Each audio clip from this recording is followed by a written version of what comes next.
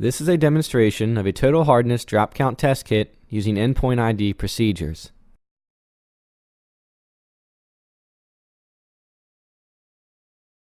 The first step according to the endpoint ID procedure is to gather an accurate sample. The smallest change in sample size will lead to inaccurate results. Before gathering your sample, it's important to rinse the vial 3 times with the sample to be tested.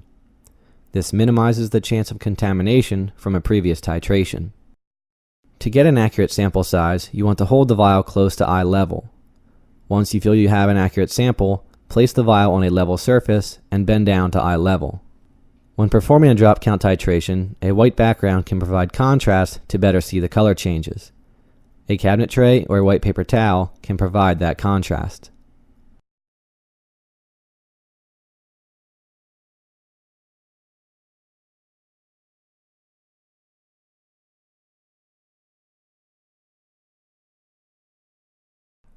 The next step according to the endpoint ID procedure is to add 5 drops of hardness buffer.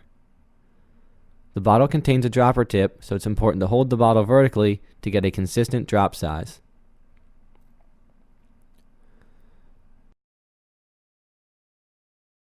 After the addition of each reagent, it's important to swirl the vial to make sure the reagents are properly mixed.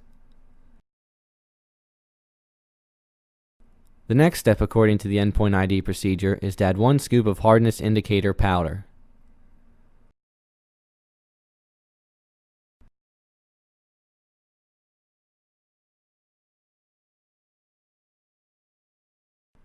After the addition of the powder, swirl the vial to ensure the powder is completely dissolved. In this case, the sample is turned red, indicating that hardness is present. If the sample had turned blue, then no hardness is present and the titration is complete. The next step according to the endpoint ID procedure is to perform the titration. Each bottle of titrant is labeled with the equivalency and sample size it was manufactured for.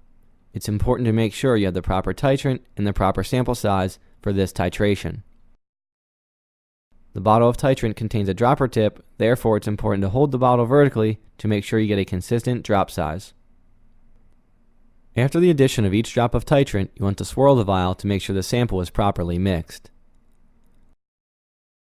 According to the endpoint ID procedure, the titration is complete when the sample is changed from red to blue.